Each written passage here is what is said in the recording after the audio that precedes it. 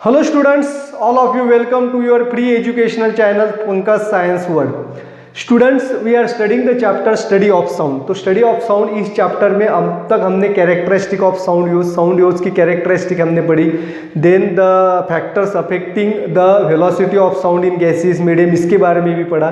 और आज के इस वीडियो में हमें पढ़ना है Audible sound, infrasound and ultrasound. तो ऑडिबल साउंड क्या होता है, इंफ्रासाउंड किसे कहते हैं, अल्ट्रासाउंड किसे कहते हैं, कौन से एनिमल जो है, कौन से आवाज़ जो है इसको सुन पाते हैं। सभी एनिमल को सभी तरह के साउंड जो है वो सुनाई नहीं देते हैं, हम कौन सा साउंड सुन सकते हैं, इसके बारे में हमें इस वीडियो में पढ़ना है। और एक इम्पॉर्टेंट खासियत से बैट जो है वो अंधेरे में रास्ता ढूंढ निकाल देती है और अंधेरे में अपने प्रे को भी कैप्चर करती है। हमारे खाना जो है उसे भक्ष्य जो है वो भी रात के अंधेरे में पकड़ती है। तो बैट में कौन सा मैकेनिज्म है इसके बारे में हम पढ़ेंगे।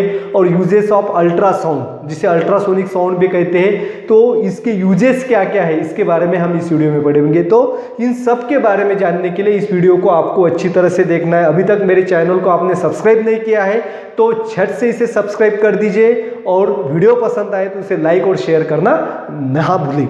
तो शुरू करते हैं आज का topic, audible, ultra, infra and ultrasound. Audible sound, infra sound and ultrasound. तो देखो बच्चों, the limits of hearing of human ear are 20 to 20,000 hertz. That is, the human ear can heard the sound of frequencies in this range. तो हमारा कान जो है, human ear जो है, it can listen the sound which frequency is between 20 hertz to 20,000 hertz. तो जो आवाज, sound waves जिसकी फ्रीक्वेंसी 20 to 20,000 हर्ट्स है, तो वही आवाज जो है हम सुन सकते हैं। और it can be 0.02 hertz to 20 kilohertz में हम लिखेंगे kilo hertz.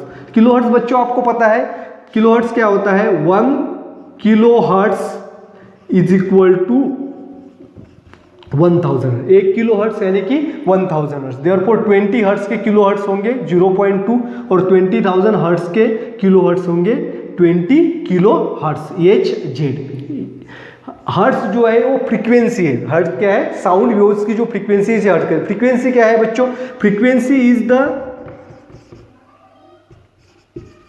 Frequency of sound is equal to number of oscillations per unit time. Number of oscillations per unit time. अब देखिए, कोई भी साउंड जो है, we know that sound is produce due to the vibration. जब कहीं पे भी वाइब्रेशन होता है तो वो साउंड जो है वो प्रोड्यूस होता है। अब देखिए मेरे हाथ में रिफिल है, अब रिफिल को मैं इस तरह से प्रेस करता हूँ तो यहाँ पे रिफिल के अंदर वाइब्रेशन हो रहा है, लेकिन वाइब्रेशन होता है तो साउंड भी प्रोड्यूस होता है, लेकिन ये साउंड हमें सुनाई नहीं देता। लेकिन अब मैं यहाँ पे इस रिफिल से टैप करता हूँ तो ये साउंड मुझे सुनाई दे रहा, तो यानी कि यहाँ पे भी वाइब्रेशन हुआ तो ये साउंड मुझे सुनाई दिया, यहाँ वाइब्रेशन हुआ तो ये साउंड मुझे नहीं सुनाई दिया।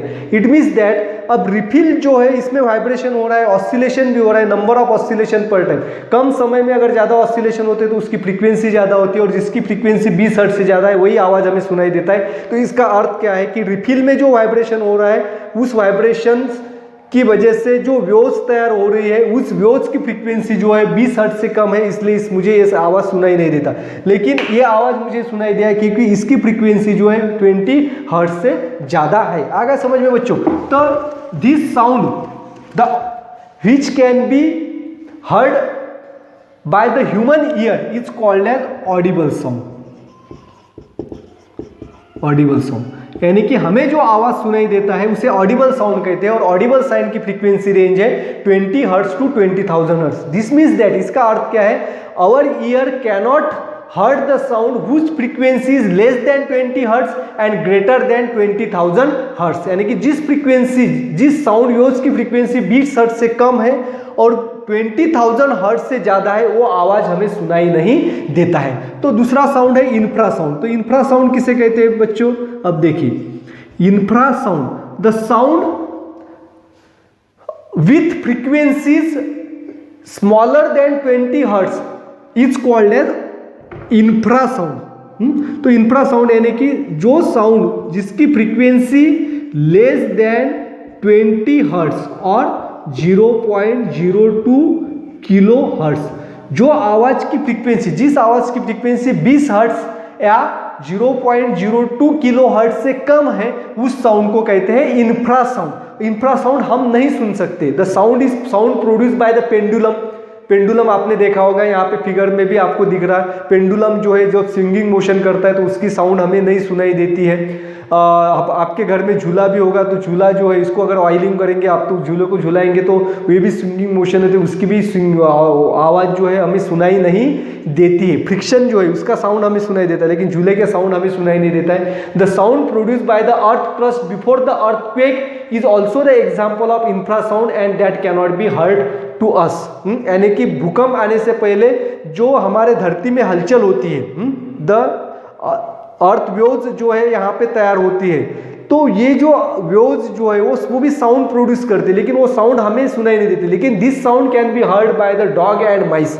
डॉग और माइस जो है इस आवाज़ को डिटेक्ट करते हैं और जिसकी वजह से उनमें हलचल भी होती है। माइस जो है वो अपने बिल से बाहर निकलते हैं और डॉग जो है वो उनकी भी अलग तरह की हलचल होती है। पुराने ज़माने में लोग जो कुत्ते थे उनकी हलचल से और जो हमारे माइस जो थे उनकी एक्टिविटी से अर्थक्वेक होगा कि नहीं इसका अनुमान लगाते थे, क्योंकि इनको इस वेव्स को डिटेक्ट करने की क्षमता इनके कानों की है। Therefore the dog, mice, then bat, dolphin, these are the animals which have the special capacity to hear this infrasound। तो ये इंफ्रासाउंड सुन सकते हैं, हमें ये साउंड सुनाई नहीं देता है। जैसे कि हमने रिफिल जो है, रिफिल का जो आवाज़ है, इसकी आवाज़ हो रही है लेकिन ये आवाज़ हमारे कानों तक नहीं पहुंचती क्योंकि ये इंफ्रासाउंड है, इसकी फ्रीक्वेंसी 20 हर्ट्ज से कम है। और third type of sound is called an ultrasound. तो अल्ट्रासाउंड किसे कहते हैं बच्चों? The sound with frequencies greater than 20,000 hertz are called as ultrasound। The sound which frequency is more than or greater than 20,000 hertz or 20 kilo hertz. तो इस sound को कहते हैं अल्ट्रासाउंड और इसे अल्ट्रासोनिक साउंड भी कहा जाता है। तो अल्ट्रासोनिक साउंड जो है ये भी हम सुन नहीं सकते, लेकिन there are some animals that also create listen the ultrasonic sound, and also the children's under the 5 years of age, some creature and insects can heard the ultrasonic sound। The animals like dolphin, then bat produces the ultrasound. दो dolphin है, bat है, माइस जो है इस ultrasound को produce भी करते हैं और अल्ट्रासाउंड इन्हें सुनाई भी देता है। स्पेशली बैट जो है वो अल्ट्रासाउंड को डिटेक्ट करते हैं। और जो छोटे बच्चे हैं जिनकी एज 5 साल से कम है और कुछ क्रिएचर और इंसेक्ट है, ये 25 किलो हर्ट्ज यानी कि 25 kilo hertz that is 25,000 hertz तक जो आवाज़ साउंड की फ्रीक्वेंसी अगर 25 किलो हर्ट्ज तक है तो वो उनको सुनाई देती है। छोटे बच्चे यानी कि 5 साल से कम बच्चे और कुछ इंसेक्ट्स और क्रिएचर है, इनको ये आवाज़ सुनाई देती है। और बैट जो है वो अल्ट्रासाउंड प्रोड्यूस भी करता है, अल्ट्रासाउंड उसे सुनाई भी देता है। तो इसकी डिस्कवरी कैसी हुई, ये भी इंटरेस्टिंग एक्सपेरिमेंट्स है। And this experiment was perform by the Italian scientist Spallanzani. Scientist का नाम क्या है? स्पेलेंज़नी, ये इटालियन साइंटिस्ट है। And he was the first to detect the special mechanism in the bat. Bat के अंदर स्पेशल मैकेनिज्म क्या है जिसकी वजह से बैट अंधेरे में घूमता है। बैट यानी चमकांदड़, जिसे हिंदी में चमकांदड़ भी कहा जाता है और मराठी में इसे वटवागुड़ कहते हैं। तो ये जो बैट है अंधेरे में घूमते हैं और अंधेरे में घूमते वक्त ये कोई भी ऑब्स्टेकल से टकराते नहीं है और अंधेरे में उसका प्रे भी जो है यानी कि खाना भक्ष जो है इसको भी ये पकड़ते हैं। तो ये किसकी वजह से कहते हैं? For that purpose this Spallanzani scientists performed the experiment and he covered the various organs of the bat like eyes, ear, nose, etc.